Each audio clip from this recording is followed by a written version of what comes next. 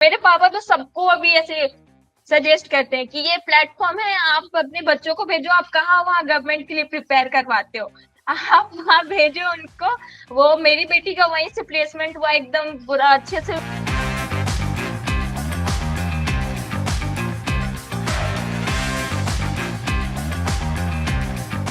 क्राफ्टशाला join करने से पहले मैं आफ्टर 12th मैंने ग्रेजुएशन करा बीकॉम में। और उसके बाद मुझे एमबीए करना था, बट आप तो जानते हो एमबीए करना मतलब एक मिडिल क्लास फैमिली के लिए थोड़ा इम्पॉसिबल सा हो जाता है। आप लोन लेकर करो, एजुकेशन लोन लो, तो ऐसे घर वाले थोड़ा बैक स्टेप लेते हैं कि नहीं, अगर नहीं हो पाया, तुम्हारी अच्छी जगह प्लेसमेंट नहीं हुई, तो हम कैसे पे करेंगे। सबके अंदर होता है वो सारी चीजें। तो मैं भी उस चीज को देखकर बैक स्टेप ले ली, फिर मैं गवर्नमेंट के लिए प्रिपेयर करने लगी। फिर आप तो जानते हो गवर्नमेंट वो रिजर्वेशन सीट चलते हैं, तो उसमें मेरा सिलेक्शन नहीं हो पाया, तो मैं बहुत ज्यादा डिप्रेस थी कि अब मैं एमबीए भी नहीं कर पाई या मेरा गवर्नमेंट का भी एग्जाम क्लियर नहीं हो रहा है, तो अब मैं क्या कर सकती हूँ। मुझे बहुत बहुत ज्यादा टेंशन हो रही थी। एक दिन मुझे ऐसे फोन देखते हुए क्राफ्टशाला का एड दिखा, और मेरी फ्रेंड ने भी मुझे बताया कि ऐसा कुछ है। तो मुझे ऐसे बिलीव नहीं हुआ, यार ऐसे थोड़ी होता है कि पे आफ्टर प्लेसमेंट आप प्लेस हो जाओगे, उसके बाद आपको पूरी सैलरी देनी है, ऐसा नहीं होता, फेक होगा।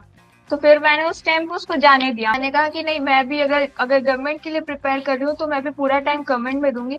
इनका तो पता नहीं कि अगर प्लेसमेंट होती है नहीं, एक ट्रस्ट इश्यू आ जाता है। लेकिन जब गवर्नमेंट के लिए प्रिपेयर कर रहे थे तो बहुत टाइम जा रहा था और प्लेसमेंट नहीं, मतलब हमारी जॉब नहीं लग रही थी। कहीं 0.5 से रह गए, कहीं 0.25 से रह गए, कहीं 2 मार्क्स का डिफरेंस आ गया। मैंने अपने 2 साल वेस्ट कर दिए प्रिपरेशन में। उसके बाद जाके मेरे को दिमाग आया कि मैंने जो एडवर्टाइजमेंट देखा था, चलो एक बार ट्राई करके देखते हैं क्या है कैसे है। और नहीं होगा तो 1 साल और वेस्ट कर लेंगे उसमें, 2 साल तो वेस्ट हो ही गया। फिर जब मैंने स्क्रीनिंग टेस्ट दी, और जब क्राफ्टशाला की जो भी मेंबर्स एलुमनी कैचअप हुई मेरे को, तो बहुत सारी चीजें उन्होंने सिखाई। तो मैं ऐसे जब भी मैं एक स्टेप ले रही थी क्राफ्टशाला में आगे, वो एक डर से ले रही थी कि वाकई में ये प्लेसमेंट दिलाते हैं या फिर एक बस फेक हमको एक दावा दे रहे हैं बस कि होगा नहीं होगा, वो था। मेरी फ्रेंड बैच 3 में थी, एमएलपी बैच 3 में। तो उसने मुझे एक बार बताया था, बट मैं बोली ऐसा तुम्हारा हो गया होगा, सबका थोड़ी लगाते, वो तुम्हारा नया बैच था शायद, हो गया इस वजह से।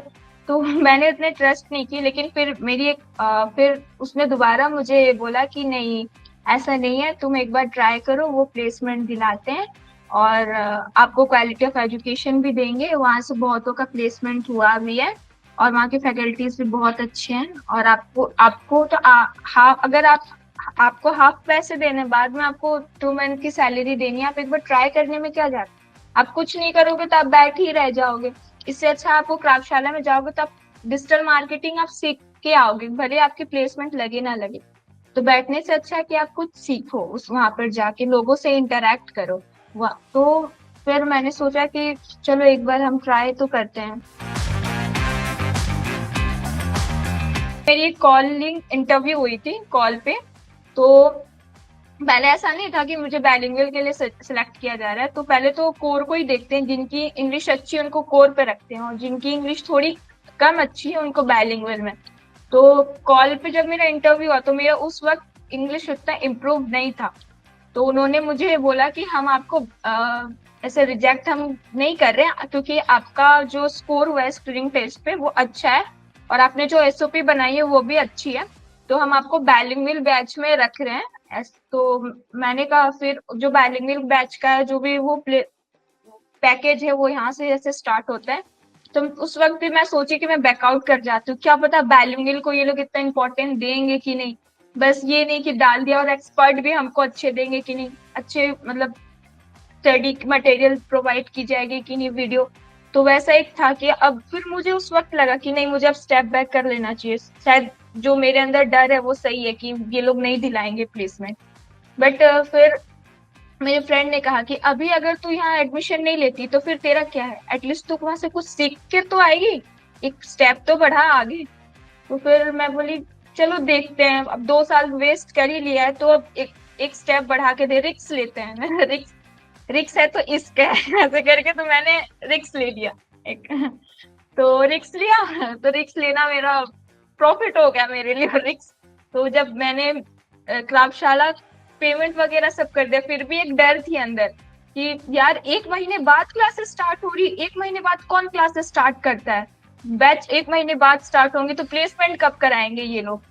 तो फिर मेरे अंदर जो डर था ना, मैं कभी ऐसे होता था कि डेली डेली वो जो मेरी जो काउंसलर थी उनको मैं डेली कॉल करके कुछ नहीं किसी न किसी बहाने से कॉल करके कि मैम कैसा है, क्या है, क्लासेस कब स्टार्ट हो रही है वो ऐसा मैं पूछा करती थी कि ऐसा नहीं कि कहीं फेक ना हो जाए, मेरे मेरे साथ कुछ ऐसा ना हो गया हो। तो फिर मैं डेली उनको पूछती थी। जब मेरी क्लासेस स्टार्ट हुई और जब मैंने एक्सपर्ट से इंटरेक्ट करा और धीरे धीरे धीरे धीरे धीरे धीरे क्लाबशाला की जर्नी बढ़ती गई।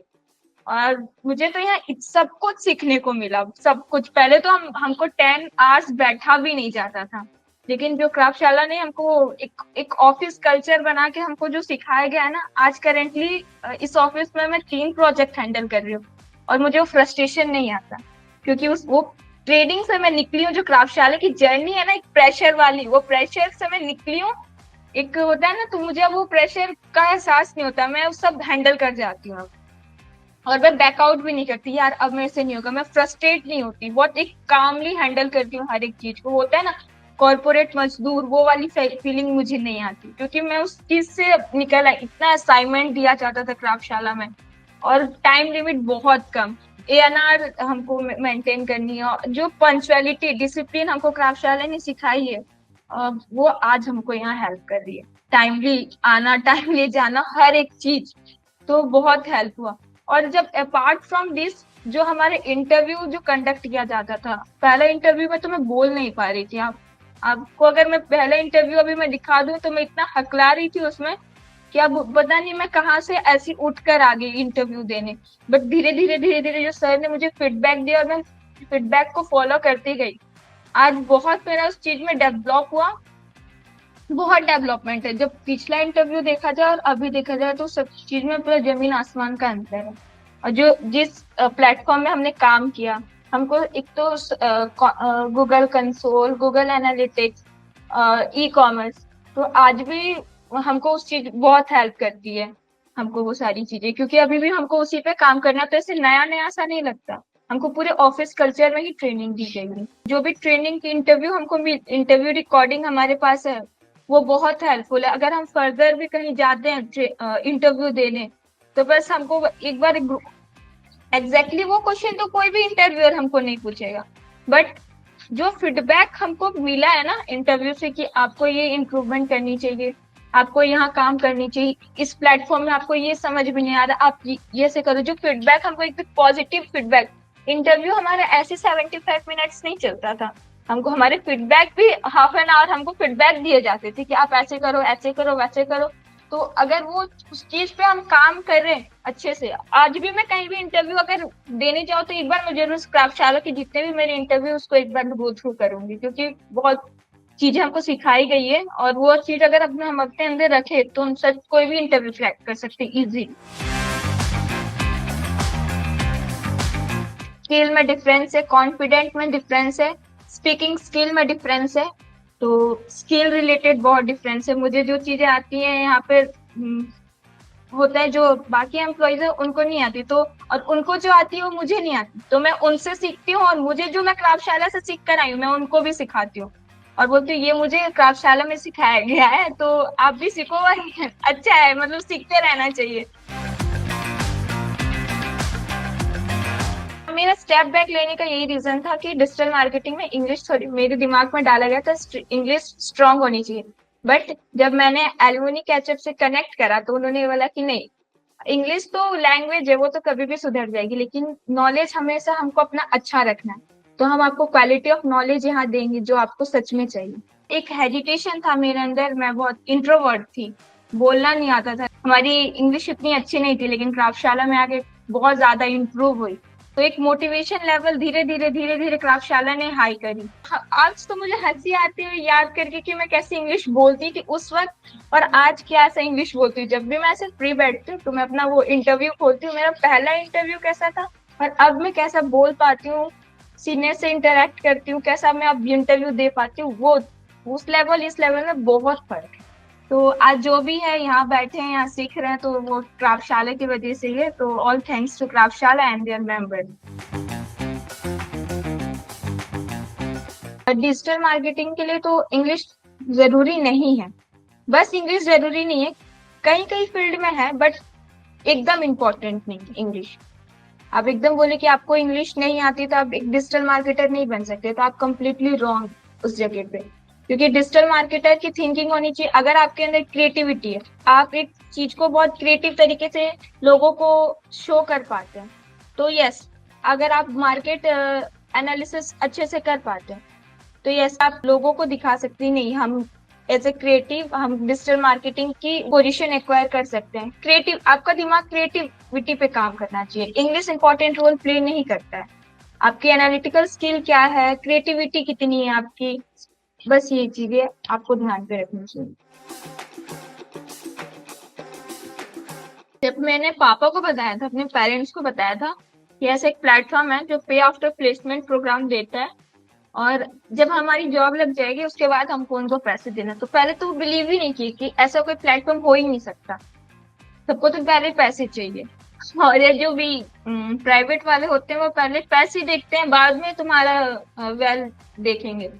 मैं बोली नहीं ऐसा है, 2 साल तो मैंने वेस्ट कर ही दिया है, तो थोड़ा भी थोड़ा एक मेरे पे कॉन्फिडेंट रखिए कि शायद अब मेरी कहीं अच्छी जगह नौकरी लग जाए। और ये भी डर था कि मैं फ्रेशर थी, तो कहीं कोई कंपनी मुझे लेगी या नहीं। तो पहले तो पेरेंट्स को कन्विंस करने में ही मेरा बहुत टाइम चला गया। फिर जब मैंने कन्विंस करा उनको, और जब जैसे ही वो क्लासेस हमारी चली, पापा ने देखा कि यार 10 आवर्स जो इन्होंने ये बोलते हैं कि 10 हजार हमारा डेली का देना होता है, और इतना हम डेली के हम 14 घंटे 18 घंटे हम बस पढ़ाई करते रहते। तो तो जब पापा ने देखा तो बोला कि नहीं नहीं, शायद हाँ ये प्लेटफॉर्म है जो एक क्वालिटी ऑफ एजुकेशन बच्चों को प्रोवाइड कर रहा। और उनको मेरे अंदर भी चेंजेस लगी कि जो मैं ऐसे 10 बजे तक सोती रहती थी, नहीं, मैं टाइमली उठ कर इंटरव्यू के लिए प्रिपेयर कर रही हूँ, 7 बजे से उठ कर। एक अंदर से हमको ये नहीं आता कोई इंटरव्यू में हम फेल हो जाए, कि हमको सारी इंटरव्यू एक अच्छे बेंचमार्क के साथ क्लियर करना है। तो उनको मेरे अंदर वो जज्बा दिखा, तो उनको ऐसे समझ में आया कि नहीं, इनको जो वहां से ट्रेनिंग मिल रही है ना, जो इनको इनके अंदर जो कॉन्फिडेंट डाला जा रहा है, वो बहुत बेस्ट, जिनको लाइफ टाइम तक की हेल्प करेगी। तो उन्होंने जब मेरी मेहनत देखी ना, तो बोली नहीं यार, सुधार क्राफ्टशाला में आकर तुम्हारी कुछ नहीं, वो सुधार हुआ है तुम्हारे बिहेवियर में। तो फिर क्राफ्टशाला जर्नी चली। फिर थोड़ा हमारा प्लेसमेंट में डिले हुआ, क्योंकि हम बायलिंगुअल बैच से थे, तो जैसे हमको रहता है कि कंपनी हमको अच्छी मिलेगी कि नहीं, तो कंपनी को भी रहता है कि बायलिंगुअल बच्चे उनको आता होगा या नहीं। बट जब हमारी प्लेसमेंट हुई अच्छी जगह, तो फिर घर वालों को भी खुशी हुई कि नहीं यार, वो क्राफ्टशाला, मेरे पापा तो सबको अभी ऐसे सजेस्ट करते हैं कि ये प्लेटफॉर्म है, आप अपने बच्चों को भेजो, आप कहाँ वहाँ गवर्नमेंट के लिए प्रिपेयर करवाते हो, आप वहाँ भेजो उनको। वो मेरी बेटी का वहीं से प्लेसमेंट हुआ, एकदम पूरा अच्छे से, वो सब उनको सपोर्ट करते हैं, उनको बस इंटरव्यू देना है घर बैठे, कुछ नहीं करने का, और अच्छे से पढ़ाया भी जाता है उनको वहाँ पे। तो मेरे पापा और भी बाकियों को बताते हैं, तो मेरे को अच्छा लगता है, चलो जो चीज मैंने उनको बोली कि नहीं पापा आप एक बार ट्रस्ट तो करो मेरे पे, तो वो क्राफ्टशाला ने वो ट्रस्ट भी नहीं तोड़ा मेरा। तो एक वो मेरी बच गई ना, रिस्पेक्ट बच गई वहां पे।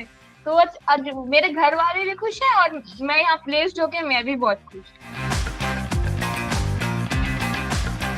इतना क्वालिटी ऑफ एजुकेशन जो क्राफ्टशाला हमको प्रोवाइड करता है, जो भी सपोर्ट चाहिए, जो भी वो हमको स्टडी मटेरियल देते हैं, रिकॉर्डेड वीडियो देते हैं, और आफ्टर इंटरव्यू हमको जो गाइडेंस दी जाती है, फीडबैक दी जाती है, वो बस वो क्राफ्टशाला तक की लिमिट नहीं है। बाकी अगर आगे को हमको कोई एमएनसी को अप्लाई करना है या फिर दूसरी कंपनी को स्विच करना है, तो उस स्टेज पे भी वो रिकॉर्डेड वीडियो हमको, आज भी मैं अगर मुझे कुछ डाउट आता है, करेंटली मैं जहाँ कंपनी में काम कर रही हूँ, मुझे मेटा एड रिलेटेड कुछ काम हो या मुझे कन्वर्जन ट्रैकिंग रिलेटेड कुछ देखना हो, तो मैं यूट्यूब को ना देखकर, मैं जो क्राफ्टशाला हमको रिकॉर्डिंग प्रोवाइड करती है मैं वो देखती हूँ।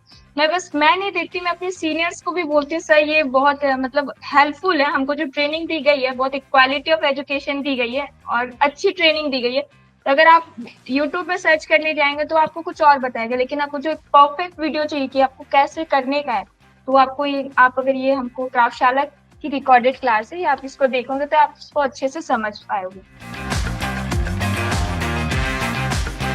चीजें शायद उतनी सेम नहीं होती जो अभी है क्राफ्टशाला में। मैंने दूसरे भी प्लेटफॉर्म का भी देखा है, मैंने, मेरे दोस्त दूसरे जगह से उन्होंने डिजिटल मार्केटिंग करी है, तो मेरी उनसे इंटरेक्शन होती रहती थी। तो वो बताते थे नहीं यार रिकॉर्डेड आ जाता है, हमको इतनी अच्छी गाइडेंस नहीं देते और हम खुद से ही करते हैं सारी चीजें। और जो हमारे जो प्लेसमेंट भी है वो उतनी अच्छी जगह नहीं लगी, जितना हमको हमको प्रॉमिस किया गया था उतना हमको नहीं दिया गया है।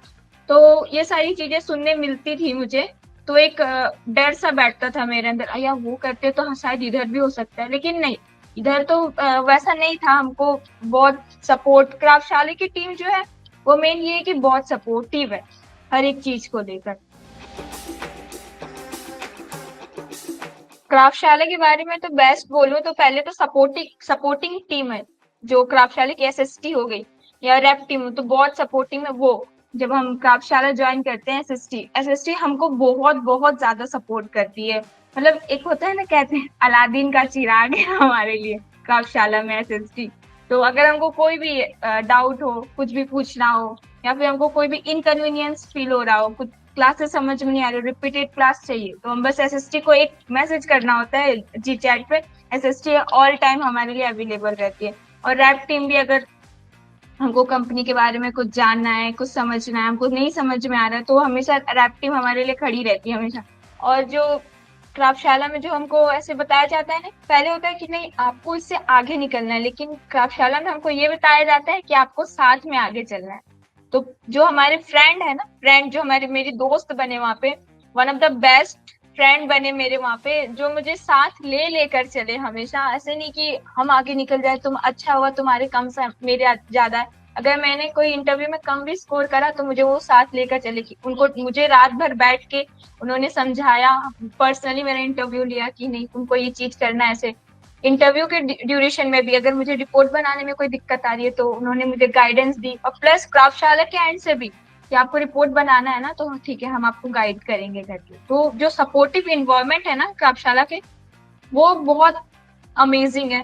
क्योंकि एजुकेशन तो आपको कहीं से भी मिल जाएगी, अगर आपको कोई सपोर्ट नहीं कर रहा है ना तो आप आगे नहीं बढ़ पाओगे। तो आपको सपोर्टिंग जो टीम मिलती है वहां पे, सपोर्टिंग टीम, और जो आपको मोटिवेट करती है कि नहीं आप अभी आप नहीं बोल पा रहे, आप बोलोगे तो आप बोल पाओ। तो वो जो सपोर्ट है ना वो अमेजिंग है क्राफ्टशाला में, और जो मैंने दोस्त बनाए ना वो सबसे अच्छे। जब ये क्राफ्टशाला ने बायलिंगुअल बैच स्टार्ट करा तो बहुतों को ऐसा था कि बायलिंगुअल में अच्छे रिक्रूटर नहीं आते होंगे, ये बस ऐसा चालू कर दिया गया है कि मतलब रेवेन्यू जनरेट कर पाए, लेकिन ये कम्प्लीटली रॉन्ग है। आप ऐसा मत सोचो, मैं भी बायलिंगुअल से थी, मेरी भी मेरे मेरे को भी अच्छी अपॉर्चुनिटी प्लॉट की गई, मैं भी आज अच्छी जगह प्लेस्ड हूँ, अच्छी कल्चर पे काम कर रही हूँ, अच्छी कंपनी में प्लेस्ड हूँ, यहाँ का कल्चर भी बहुत अच्छा है। तो ऐसा नहीं है कि बाइलिंगुअल में हो आप, इंग्लिश आपकी अच्छी नहीं है तो आपको अच्छी अपॉर्चुनिटी नहीं फ्लोट करवाई जाएगी। मेरे बैच में भी बहुत से लोग थे जो एड ग्लोबल जैसी एजेंसी में भी प्लेस्ड है, तो आपको भी अच्छी अपॉर्चुनिटी प्रोवाइड की जाएगी। लेकिन बस इतना है कि आपको जो भी सिखाया जाता है क्राफ्टशाला में आप उसको अच्छे से फॉलो अप करिए। ये नहीं रिकॉर्डेड जो दिखाया जाता है, ये नहीं कि आप 2x पे चलाकर छोड़ दिए सो गए, नहीं, आपको पूरा देखना है। आप पे क्राफ्टशाला तो एफर्ट डाल रहा है, लेकिन आपको ये भी है कि आप कितना एफर्ट डाल रहे हैं खुद पे और सीखने पे। तो जो चीजें मैटर करती है वो सीखना मैटर करती है। आप जो चीज अभी सीखोगे वो आपको लाइफ टाइम काम देगी, और आपको क्राफ्टशाला लाइफ टाइम जर्नी के लिए एजुकेशन प्रोवाइड करता है। तो बस वो 3.5 मंथ आप आपको क्राफ्टशाला को दीजिए, क्राफ्टशाला आपके सामने एक गोल्डन कॉइन थ्रो करेगा जो आपको बहुत लाइफ टाइम हेल्प करेगी।